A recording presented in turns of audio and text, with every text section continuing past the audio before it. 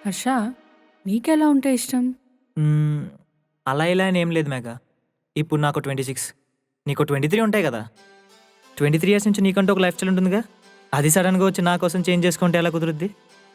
హా, అలా అడగట్లేదు. మనం ఎలా ఉండడం ఇష్టం? ఎలా ఉండాలి అనుకుంటున్నావు ఫ్యూచర్‌లో? ఏముంది? నేను రోజు ఆఫీస్‌కి వెళ్తాను. నువ్వు నాకన్నా ముందే నిద్రలేచి, నాకు కాఫీ పెట్టి, నన్ను నిద్రలేపి, నాకు బ్రేక్‌ఫాస్ట్ పెట్టి ఆఫీస్‌కి పంపిస్తావు. నేను ఆఫీస్ నుంచి వచ్చేలోపు ఇంట్లో పనులన్నీ చేసేస్తావు.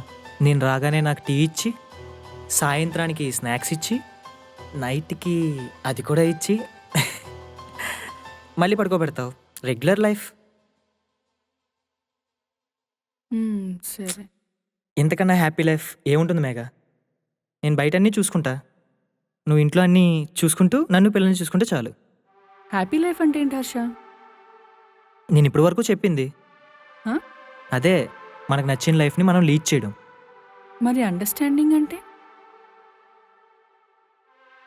ఇప్పటివరకు నేను చెప్పినట్టు నువ్వు నన్ను అర్థం చేసుకొని నాకన్నీ చేసి పెడతావు చూడు, అదే.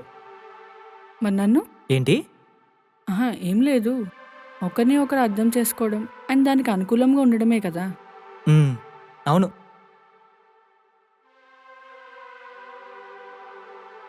ఒక నిమిషం. హ్మ్. హలో!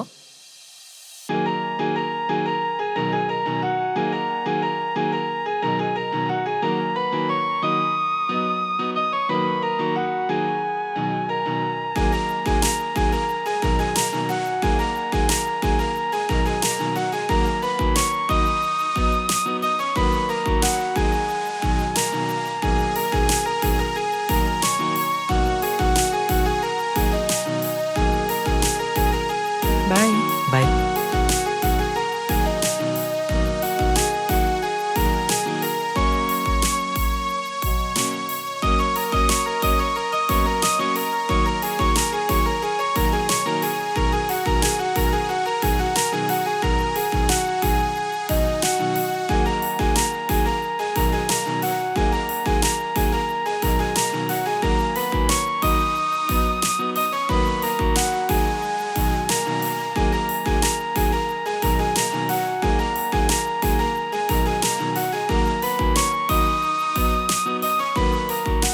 అండర్‌స్టాండింగ్ అంటే ఒకరిని ఒకరు అర్థం చేసుకోవడం.